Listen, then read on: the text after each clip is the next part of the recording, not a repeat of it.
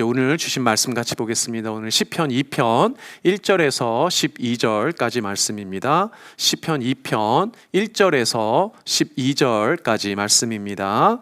제가 여러분들 앞에 하나님 말씀 받들어 봉독해 받도록 하겠습니다. 어찌하여 이방 나라들이 분노하며 민족들이 헛된 일을 꾸미는가? 세상의 군왕들이 나서며 관원들이 서로 꾀하여 여호와와 그의 기름 부음 받은 자를 대적하며 우리가 그들의 맨 것을 끊고 그의 결박을 벗어버리자 하는도다.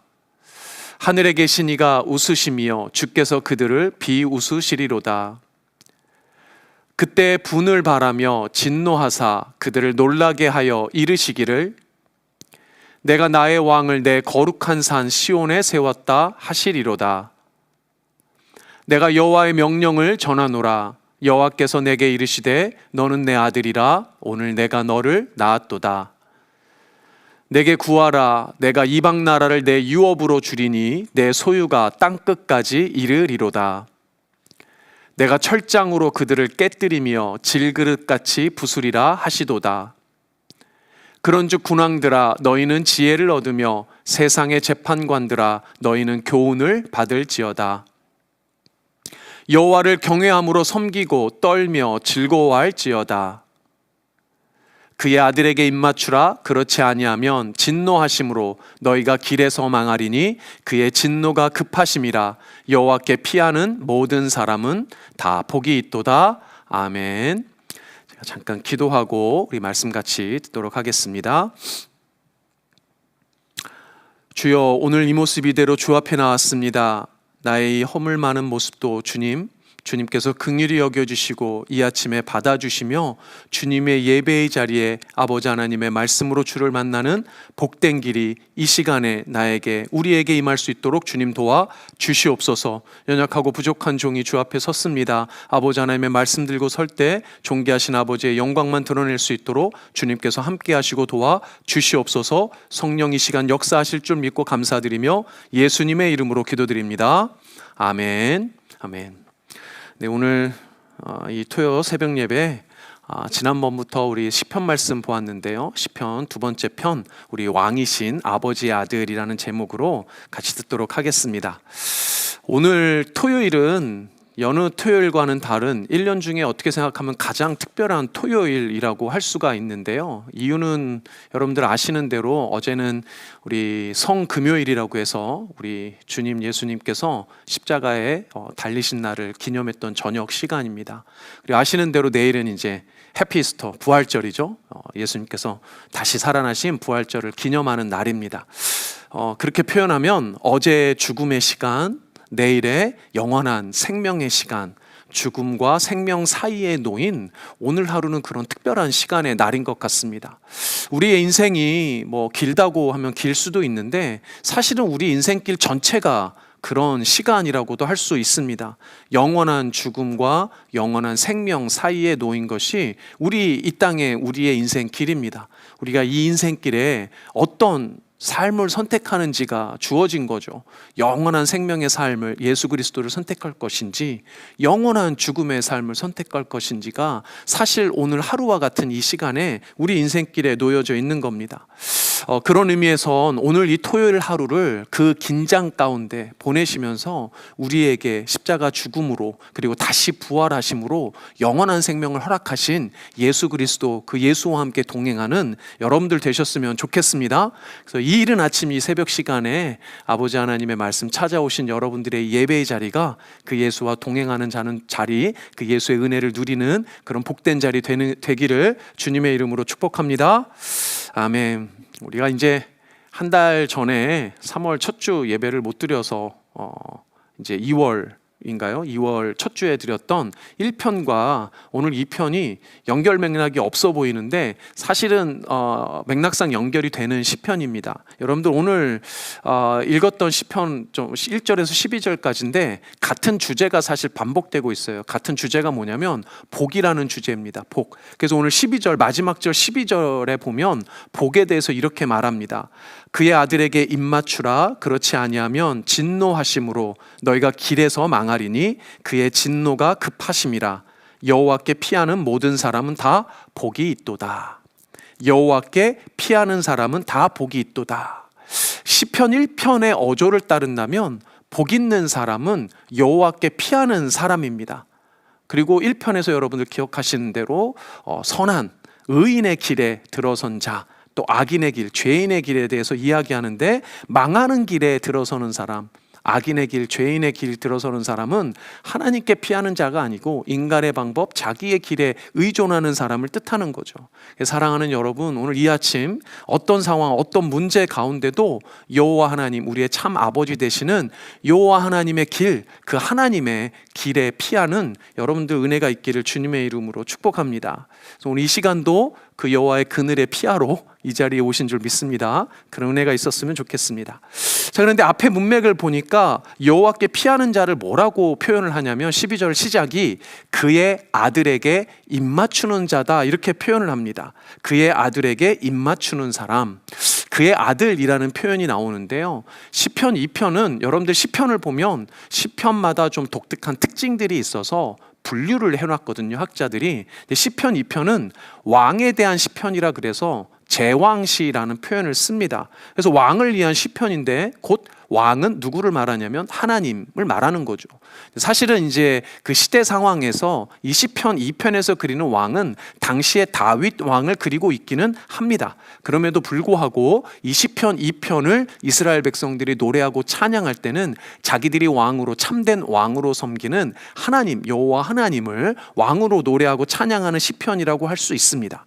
자, 그런데 그렇게 보면 시편 2편의 주인공은 왕이신 하나님이어야 될 것 같은데, 가만히 이 시편을 살펴보면 사실은 이 시편의 주인공은 왕 자신이 아니라 왕의 아들이라는 것을 알 수가 있습니다. 어떻게 알 수 있냐면 12절부터 거꾸로 한번 좀 올라가서 찾아봅시다. 아까 전에 말씀드린 대로 12절에도 왕의 아들에게 입맞추라, 그의 아들에게 입맞추라는 표현이 나오죠.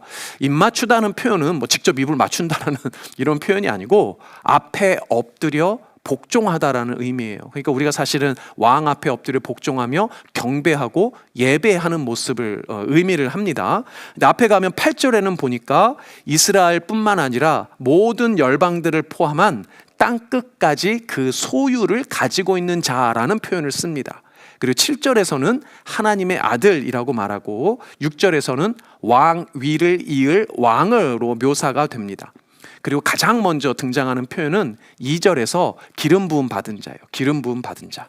말씀드린 대로 이 시편은 표면적으로는 그 당시에 기름 부음 받아 왕이 되었던 다윗에 대한 이야기이지만, 사실 이 시편에서 그리고자 하는 진짜 이 기름 부음 받은 자는 왕의 아들이에요. 왕의 아들. 여러분들이 잘 아는 대로 이 왕의 아들은 누굽니까? 기름 부음 받은 자, 히브리어로 메사이아, 메시아, 바로 예수 그리스도를 의미하는 거예요. 그러니까 이 땅 가운데 왕의 아들, 하나님의 아들로 오신 예수 그리스도가 왕이 기름 부어 세우신, 하나님이 기름 부어서 세우신 하나님의 아들이며 이 땅 가운데 온 우리의 왕이라는 표현이에요. 6절에 보면 나의 왕을 거룩한 산 시온에 세웠다라고 말씀을 합니다. 이 표현도 거룩한 산 시온이라는 것은 하나님이 임재하시는 산, 왕으로서 임재하시는, 통치하시는 하나님에 대한 말씀이에요. 그래서 칼뱅은 뭐라고 이야기하냐면 이 시편에서 다윗 왕이 다스리던 나라가 예표하는 것은 사실 하나님의 나라와 하나님 나라의 통치에 대해서 이야기하는 시편이다라고 설명을 하고 있습니다.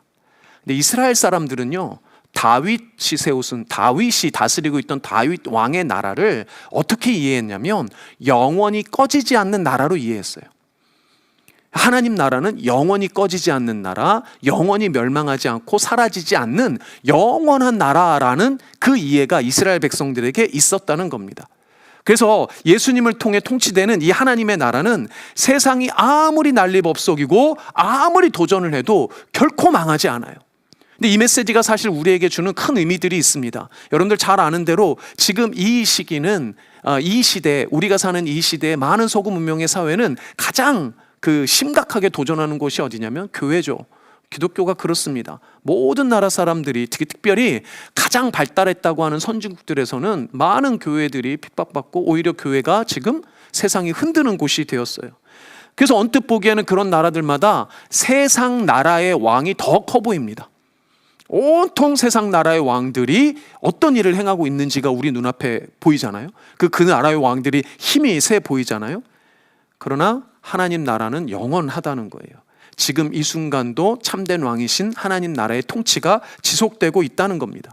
그러니 제 아무리 인간 기술이 발달하고 제 아무리 인간이 커 보여도 진짜 왕은 하나님이시며 하나님이 다스리고 있다라는 믿음이 온 아주 예전에 이스라엘 백성들뿐만 아니라 바로 우리에게도 있는 믿음이라는 거예요. 그래서 사랑하는 여러분, 이 세상이 이런저런 일들로 소동하죠. 전쟁이 나고 재난이 일어나고 많은 일들이 벌어져서 하나님 나라가 흔들리는 것 같고 교회가 흔들리는 것 같더라도 하나님의 나라, 하나님의 교회는 절대로 망하지 않아요. 그런 이럴 때 우리에게 중요한 건 뭡니까? 교회의 머리 대신 참된 왕이신 예수 그리스도 앞에 예배하는 자로 늘 쓰는 거예요. 늘 예수님 앞에 입 맞추는 자리에 쓰는 겁니다. 그래서 이 새벽에 예배의 자리를 사모하신 여러분들, 여러분들의 삶의 모든 자리에, 특별히 공예배의 자리에 하나님 앞에, 하나님의 아들이신 예수 그리스도 앞에 거룩한 입맞춤으로 예배드리는 은혜가 있기를 주의 이름으로 축복합니다. 아멘. 자, 그래서 거시적으로 보면, 큰 틀에서 보면 이런 메시지를 이 시편이 담고 있는데, 이제 문제는 사실 한 사람 한 사람 우리 각자에게 주어진 삶의 자리에서 우리가 어떤 삶을 살고 어떤 선택을 하느냐가 중요한 거예요. 자, 이제 이 시편에 처음으로 돌아가서 다시 시작부터 한번 다시 보겠습니다. 1절에서 3절까지 제가 다시 읽어보겠습니다. 어찌하여 이방 나라들이 분노하며 민족들이 헛된 일을 꾸미는가? 세상의 군환들이 나서며 관원들이 서로 꾀하여 여호와와 그의 기름 부음 받은 자를 대적하며 우리가 그들의 맨 것을 끊고 그의 결박을 벗어버리자 하는도다. 여기 보니까 우리가 그들의 맨 것을 끊고 그의 결박을 벗어버리자 하는도다, 이게 어떤 의미인지 잘 안 오거든요. 이걸 쉬운 성경이라는 버전으로 보면 여러분들이 조금 더 이해하시기 쉬울 것 같아서 쉬운 성경 버전으로 1절에서 3절까지를 다시 한번 읽어드리겠습니다. 잘 들어보세요. 어째서 나라들이 남몰래 나쁜 일을 꾸미며 민족들이 왜 그토록 헛된 일들을 계획하고 있는 것일까? 세상 왕들이 여호와께 대항하여 싸울 준비를 하고 세상의 통치자들이 여호와께서 세우신 왕, 누구죠? 그리스도죠. 그리스도와 싸우려고 모여드는구나. 그들은, 세상 왕들은 이렇게 말하는 거예요. 우리를 묶은 쇠사슬을 끊어버리자, 우리를 동여맨 밧줄을 던져버리자라고 말합니다. 무슨 말이에요? 여호와 하나님께서, 예수님께서 우리를 옥매는 쇠사슬로 우리를 옥매고 있다는 거예요. 우리를 매는 밧줄이 있다는 거예요. 사실은 예수님께서 우리에게, 하나님께서 우리에게 맨 밧줄이 아니라 뭡니까? 인간이 스스로 죄를 범하여 사단으로부터 메어진 죽음의 덫, 사망의 동아줄을 우리가 메고 있는 거잖아요. 그러니까 여러분들, 아담부터 이어진 인간의 죄의 가장 기본적인 속성은 하나님으로부터 도망가 하나님을 핑계하는 거예요. 늘 하나님께 죄를 뒤집어 씌우는 겁니다. 근데 사랑하는 여러분, 우리는 하나님을 선하다고 믿죠? 선하다고 믿는 우리에게는 선하신 하나님의 통치 아래로 들어가는 것이 우리가 사는 길이에요. 아까 전에 말씀드린 대로 그게 복이에요. 하나님을 믿지 않는 사람들은 끊임없이 하나님으로부터 도망가 자기 삶을 자기 스스로 통제하고 다스릴 수 있다고 믿는 게 세상 사람들이에요. 여러분들 이제 날씨가 좀 따뜻해졌는데 겨울 되면 이상하게 몸이 가렵더라고요. 이게 특히 등이 가려우면 와, 이거 아주 옆에 특별히 이제 아내가 없으면 이거 미칩니다. 그래서 뭐가 생겨났어요? 효자손이 생겨났잖아요. 자기 등조차 가려운 곳을 자기 손으로 긁을 수 없는 게 인간이에요. 이게 얼마나 아이러니입니까? 등 하나 긁는데도 누군가의 도움, 무엇인가의 도움을 받지 않으면 긁을 수 없는 게 사람이란 말이에요. 하물며 죽고 사는 문제를 인간이 스스로 해결할 수 있다고요? 아니요, 없어요. 나 이 정도면 열심히 살았지 않느냐, 이만하면 괜찮은 삶을 살고 있는 거 아닌가, 이렇게 말하는 사람이 있을 수도 있습니다. 나 그렇게 대단한 삶을 살진 않았지만 죄 짓고 벌 받을 만큼 나쁜 짓을 하면서 살지도 않았어 라고 말하는 사람들이 많단 말이에요. 이번 주간에 예수님의 죽음을 묵상하는 고난주간이어서 특별히 선택한 책이 하나 있는데, 예수가 선택한 십자가라는 책이 있어요. 예수가 선택한 십자가. 맥스 루케이도라는 기독교 작가가 쓴 책인데, 이 책에 보면 이런 내용이 나옵니다. 나오는 내용을 제가 약간 오늘 그 문맥에 맞춰서 조금만 변형해서 그대로 좀 읽어드리겠습니다. 다른 사람들에 비하면 나는 그래도 괜찮은 편이야 라고 생각하는 사람들이 있다. 돼지도 그와 비슷한 말을 할 수 있다는 것을 아는가? 돼지는 여물통 주변의 다른 돼지들을 돌아보며 이렇게 자신 있게 이야기할 수 있다. 난 누구 못지않게 깨끗해. 그러나 다른 돼지가 아니라 인간에 견준다면 그 돼지도 똑같이 더럽다. 스스로 깨끗해질 수 없는 다른 돼지와 마찬가지로 그 돼지도 똑같이 도움이 필요한 상태다. 우리 인간도 하나님에게 견준다면 누구나 모두 다 똑같이 도움이 필요한 상태다. 우리가 따르는 표준은 이 땅의 돼지 여물통이 아니라 하늘 보좌에 있다. 하나님이 우리가 따라야 하는 삶의 표준이다. 하나님 앞에 선다면 우리는 모두가 다 똑같은 더러운 죄인이라는 겁니다. 인간 앞에 선다면 그 어느 돼지나 아무리 지가 깨끗한 돼지여야 봐야 인간 앞에 서면 다 더러운 돼지인 것처럼 하나님 앞에 서면 우린 다 똑같은 더러운 죄인에 불과하다는 거예요. 쉽게 말해서 죄를 해결할 수 있느냐 없느냐의 여부, 영원한 생명의 여부는 하나님께 달려 있다는 겁니다. 근데 우리는 계속 우리가 스스로 우리의 문제, 우리의 죄를 해결할 수 있다라고 은연중에 믿는다는 거예요. 나 정도면, 이 정도면 그래도 괜찮지 않느냐 하고 여전히 발버둥 치며 죽어라 노력하는 사람이 있다는 거예요. 근데 여러분들, 방향이 잘못된 길에 들어선 기차 안에서 거꾸로 뛰어봐야 그 기차 아니잖아요. 그것만큼 어리석은 짓이 없잖아요. 이미 길을 잘못 선택했으면, 다른 방향으로 가는 그 기차를 타버렸으면 의미가 없다는 겁니다. 그래서 오늘 시편은 그 모든 노력이 다 헛되다 그래요. 망하는 길에서 죽어라 노력해봐야, 죽어라 뛰어봐야 그 방향으로 가고 있는 건 변하지 않는다는 거잖아요. 우리 하나님은 그런 그들의 모습을 보면서 웃으신다라고 표현이 되어 있습니다. 근데 웃는 것이 기뻐 웃는 게 아니에요. 어이가 없어서 비웃으시는 거예요. 어이가 없어서. 저는 우리가 이 땅의 방법이 아니라 하늘의 방법을 선택하는 지혜로운 사람들이었으면 좋겠습니다. 여러분들, 누가복음에 보면 예수 그리스도가 못 박히신 십자가 양옆에 십자가가 하나씩 더 있었어요. 그 십자가에는 아마도 비슷한 수준의 죄를 저지르고 사형을 선고받은 행악자 두 사람이 양쪽에 이렇게 메어져 있었습니다. 그런데 십자가의 예수님을 바라본 그 두 행악자, 두 사형수의 반응과 태도는 완전히 정반대였어요. 누가복음 23장에 있습니다. 23장 39절.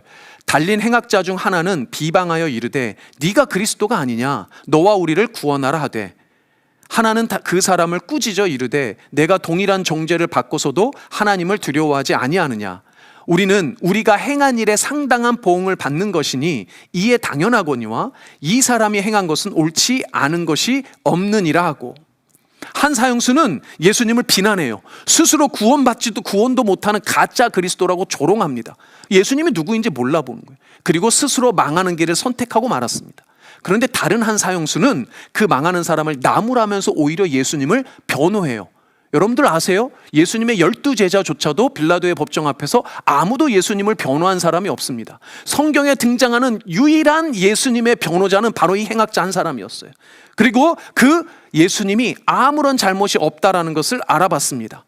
그리고 더 놀라운 것은 그 예수님을 향해 이렇게 요청한다는 거예요. 뭐라고 요청합니까? 누가복음 23장 42절에 이르되 예수여, 당신의 나라에 임하실 때 나를 기억하소서 하니, 예수님에게 당신의 나라에 임할 때 나를 기억해 달라고 합니다. 뭐라고 하는 것을 이해합니까? 예수님이 하나님 나라의 왕권을 가진 왕이라는 사실을 알아본 거예요. 예수님이 왕이란 것을 알아봤다는 겁니다. 그리고 기꺼이 그 나라의 왕이신 예수님의 길을 선택하는 거예요. 그 길을 선택한 사형수에게 예수님이 그래서 바로 이렇게 약속하십니다. 예수께서 이르시되 내가 진실로 내게 이르노니 오늘 네가 나와 함께 낙원에 있으리라 하시니라. 할렐루야. 사랑하는 여러분, 예수님이 왕이세요. 예수님의 나라, 하나님의 나라는 영원히 멸망하지 않아요. 그 예수, 왕이신 예수 그리스도를 선택하고 그 예수와 함께 낙원에 있는 은혜가 여러분들의 있기를 주님의 이름으로 축복합니다. 아멘. 마지막으로 한 가지만 더 살펴보겠습니다. 시편 2편의 핵심 구절을 한 구절을 꼽으라 하면 아마 많은 사람들이 7절을 기억할 겁니다. 7절이 이렇게 됩니다. 내가 여호와의 명령을 전하노라. 여호와께서 내게 이르시되 너는 내 아들이라. 오늘 내가 너를 낳았도다. 하나님은 자신이 세우신 왕을 자신의 아들이라고 말씀을 하십니다. 이 7절에 보면 이것을 여호와의 명령이라고 되어 있어요. 이 명령이라는 표현이 아주 특별한 표현입니다. 이 명령은 하나님의 말씀이라는 뜻인데, 이 말씀은 특별히 영원한 언약의 말씀을 의미해요. 반드시 지켜지는 영원한 약속이에요. 그리고 그 영원한 약속에 따라 예수님께서 이 땅 가운데, 우리 가운데 오셔서 우리의 영원한 왕이 되어 주신 겁니다. 그래서 이 표현이 너무너무나도 중요해요. 왜냐? 하나님이 왕이시라는 건 아는데 예수님이 이 땅에 왔을 때 대부분의 사람들은 예수님이 왕이라는 걸 몰랐어요. 하나님의 아들이라는 걸 믿지 않았습니다. 그런데 놀랍게도 왕이신 하나님의 아들이니 누구도 왕이세요? 예수님도 왕이시라는 거예요. 우리는 너무나도 익숙하게 잘 알죠. 그런데 오늘 표현에 보니까 하나님께서 예수님을 뭐라고 표현하느냐? 내가 너를 낳았다라고 표현합니다. 하나님과 예수님의 관계는 왕과 왕의 관계를 뛰어넘어서 아버지와 아들의 관계라는 것을 알 수 있어요. 놀랍게도 이 관계는 하나님과 예수님과의 관계일 뿐만 아니라 하나님과 우리와의 관계도 마찬가지예요.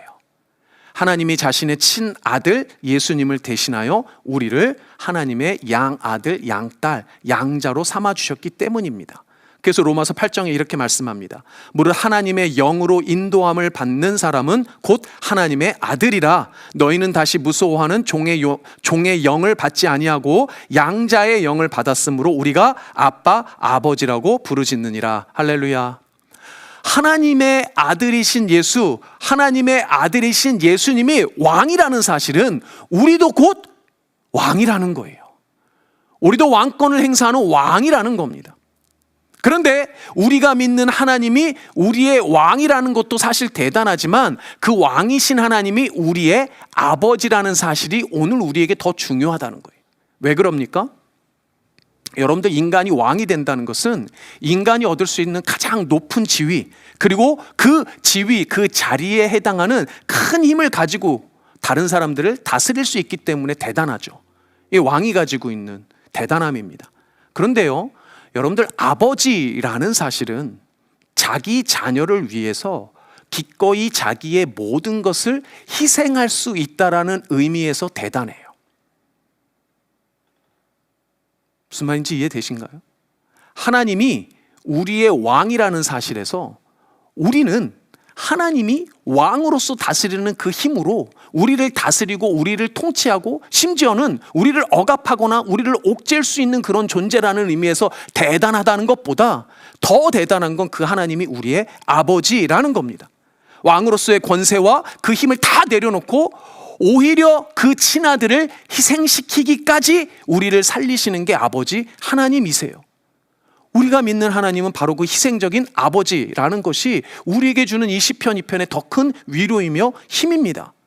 그리고 그 아버지 하나님의 참 아들로서 우리를 위해 기꺼이 십자가를 지신 그 예수님의 은혜가 바로 우리 가운데 오늘 주시는 은혜라는 거예요.